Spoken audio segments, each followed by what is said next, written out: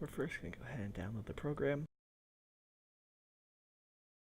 Zmodeler3.com.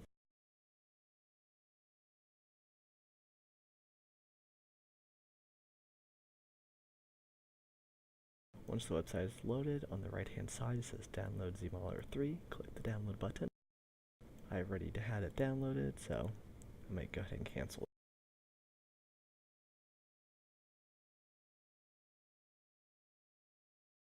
Disclaimer, this is a paid program, so you're going to have to create an account using this account login button. You are going to go ahead and register, and then fill this out. I already have an account, so I may log in.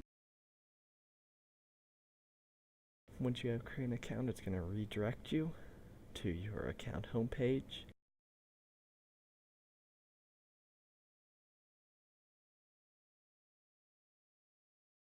From here, you're going to have to buy a license, read the licensing information, accept it, then you can choose. Click the Buy Now button. It will redirect you to PayPal.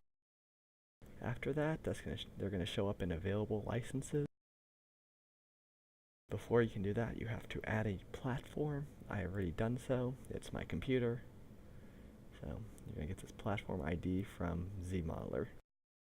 So we're going to go hop over to Zmodeler. Here's the zip. So we're going to extract the files. Oh, why can we not extract the files? It's empty. What do you mean you're empty?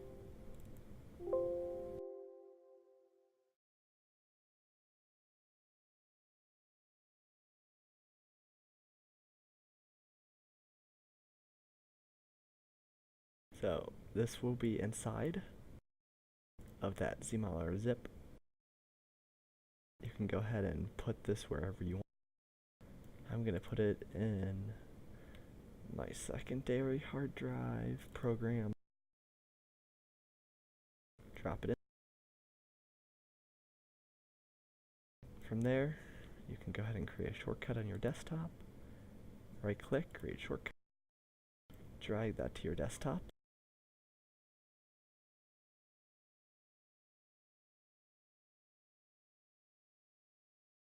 And we'll double click to start.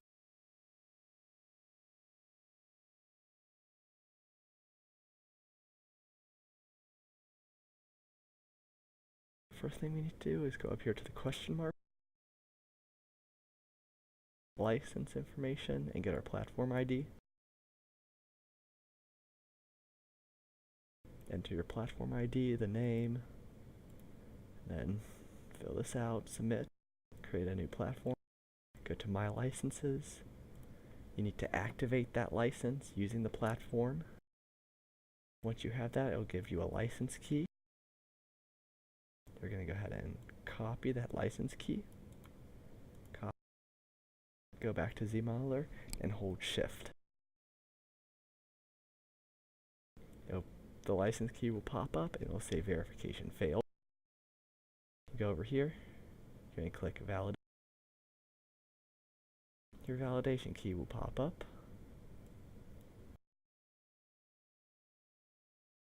Right click, copy the clipboard, hold Shift.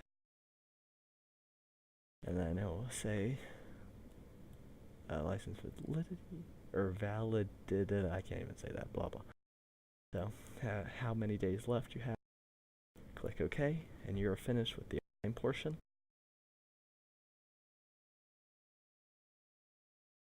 Zmodeler is very basic. Well, not very basic. Easy to use once you know. 4 quadrants. They can each be independently controlled, shape and size. So make that one bigger, make them equal, push this all the way over here.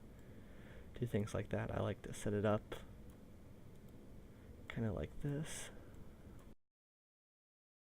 In each quadrant, the top left displays what you are looking at. So you have a 3D model, the front mesh, left mesh, top mesh, back mesh, right mesh, bottom mesh, a user view, which is a 2D that's made to look 3D, or a 2D version that you can rotate. Perspective is 3D, but with all the dummies and accesses that you can see. And then UV mapper is this, which is used to add textures to objects.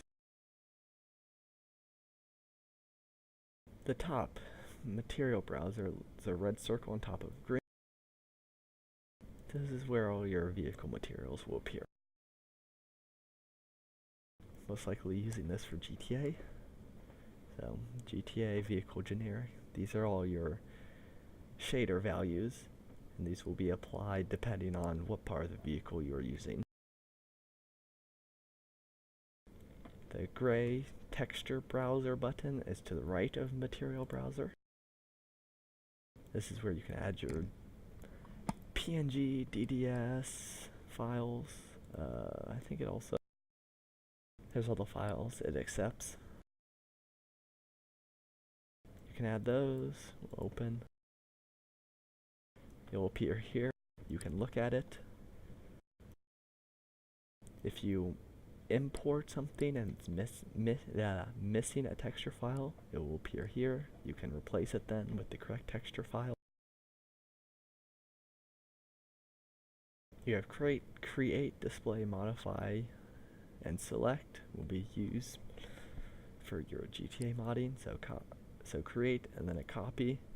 That's all we will use that for.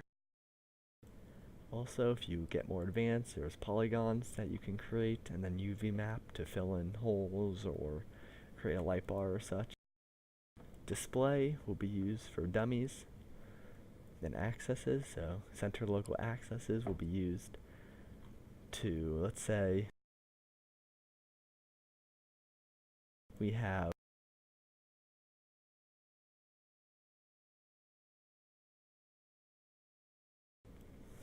this cylinder-like object, and let's say the axis is all the way over here for some reason, and we want it on the center so that we can rotate it.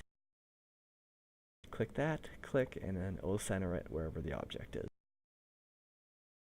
We set to parent, so a parent is just like what it sounds in the hierarchy. This is what this is called. A parent is above the child. The child is always connected using this L line.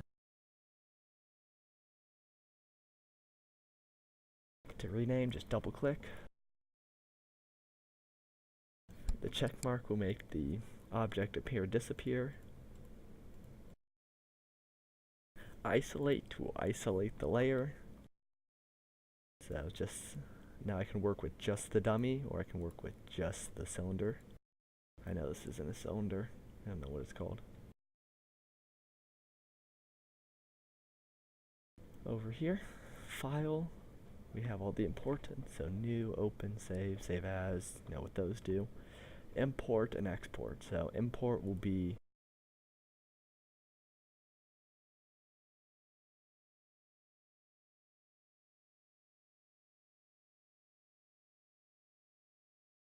see if I can find an unlocked one here.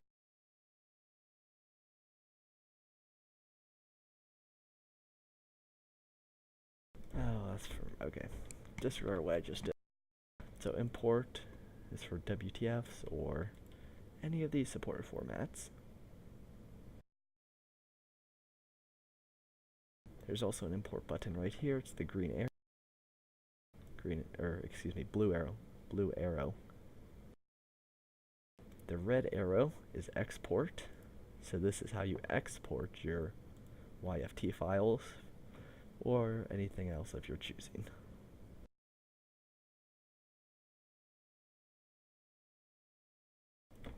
Quick save button, quick open button, quick new button. At the top we have viewing mode. So here we have object view, polygon view, edge view, and vertex view. These are useful for modifying polygons. So we're going to go into polygon mode, click, and now you can see every polygon that's used, and then we can manipulate it as we choose.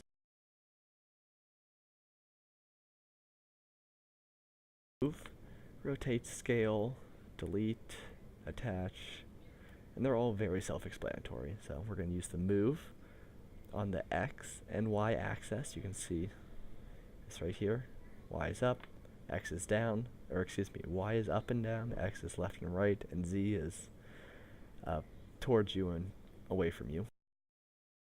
So we're going to move this square on the X and Y axis. So we're going to move it over here, up, down, left, right. We're going to move it on just the Y by deselecting X. It will not let you move it left and right, just up and down. Do the same process, move it on just the X axis. Left, right, I cannot move it up and down. Z axis, you cannot move it left or right or up and down. See? Now what it is doing is moving it in Z space. So in perspective view, you can see what it is doing, but you cannot see in the left view. And if we go in the back view, it is moving that left and right, but you cannot tell in the back view. So depending on what view you move it in, that depends on how it moves. Edge mode is for the edges. So let's say we want to lift this. We're going to go here and click to select. We're going to move it on the Y axis up. So we're moving that whole edge up. Vertex mode is for every vertex of a polygon. So let's say that's where all these polygons connect, and we want it to stick out a little farther. So we're going to move it on the x-axis. Select by dragging, and there we go. We just moved both those vertexes to create this unique shape. We're going to go move down real quick. Pivot mode. Pivot on the center. That's this little thing right here. Woohoo, you can manipulate that as you choose. So let's say it is now right there. This will now rotate back into object view. Rotate around this pivot point. So we're going to rotate on the y-axis. See how it's rotating around that pivot point?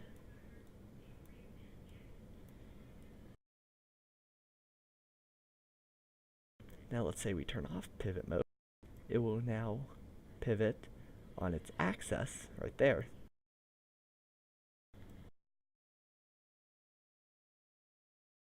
This auto button is for selecting. If it's yellow, that means it's auto select, so you can drag, select everything, deselect. If it's off, it will do nothing. See, clicking and dragging. Instead, you have to go up here to select. Select the select button you want to use.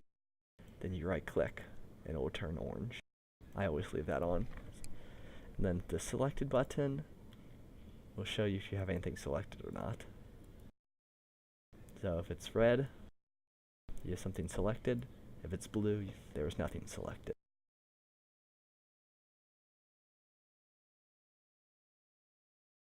Move over to some more complicated things. Let's say we want to give this special object some textures. We're going to go into polygon mode. We're going to click the object. Let's just use our select button. We're going to select this polygon only. So we're going to go into our material browser. We're going to create a new material. We're going to go to GTA generic interior 2. That's the most commonly used. We're going to click this, which displays all the properties for that material. Detail is where you input the texture file. The mask, spec map, self-explanatory. The spec map. You put the vehicle generic spec map. Is this it? No. I do not have one, but normally it's a white square. The mask is normally the normal. So mask, I would do this one. And for the detail, I would use the one that will appear in-game or appear on your model. Once that's ready, you click go up here to Properties, Polygons, and where it says Material, we're going to assign that polygon a material. So we're going to go ahead and assign it to our new material, Apply, and now that polygon has a texture. We need to UV map that polygon so that it doesn't look this weird, or maybe you want to be a certain part of that texture. So we're going to go ahead and right click on that polygon, mapping, edit UV. Make sure this is keep old mapping. If not, you're going to run into some problems because you're going to have to rescale it, especially if you're importing any objects. Ignore this, it should look like this. Everything works. Okay. Then you're going to go to your UV mapper. It's at the bottom. Material. And then it's going to show you what material you are UV mapping. And then it will show you the polygon that's inside that material.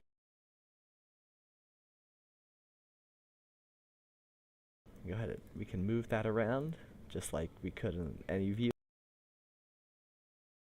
Maybe not. Don't know why it dislikes me.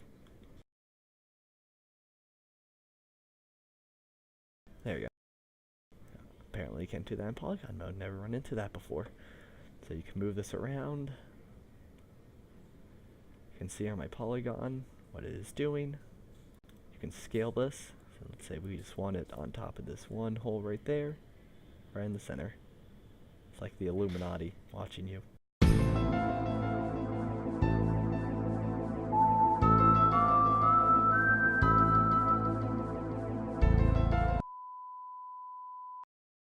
Rotation somewhat works, but it's normally in 2D space, so it's kind of hard to use. To play around with it, decide what kind of rotation you want.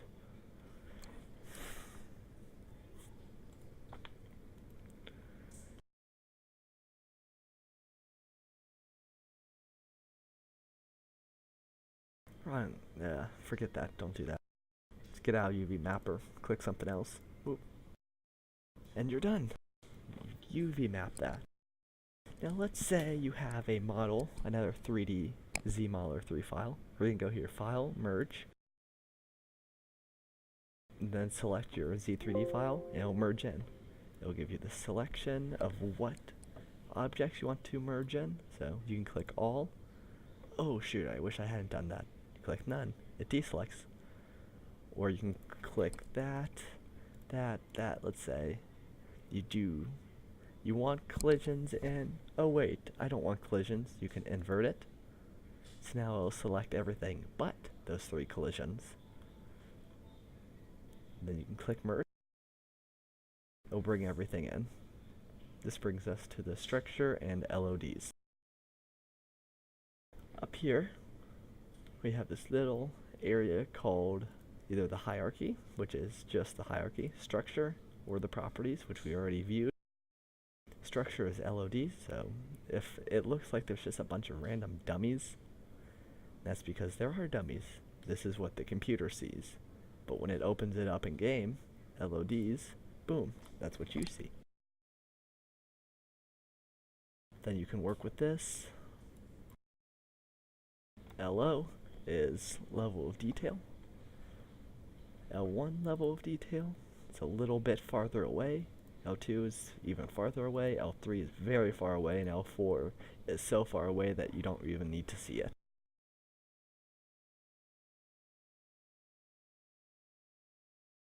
Next thing to note, creation. So there's your dummies, your tubes. That looks more like a pill.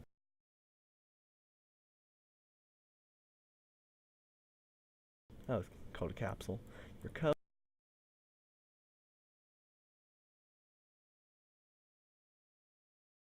Your cube. Or your box, your sphere. And the donut.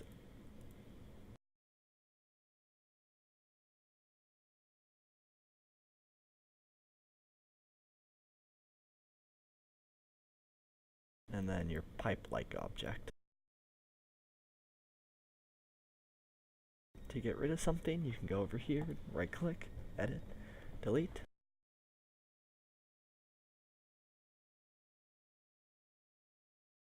You can also select an object instead of dragging over it. Forgot I had that on. Undo button. You can hold Alt and click the check mark and it selects that, or deselects it. You can click one of your objects, hold Shift and click the other, and then selects all those objects in the hierarchy. Then you can turn them on or off, or select all of them, and so forth.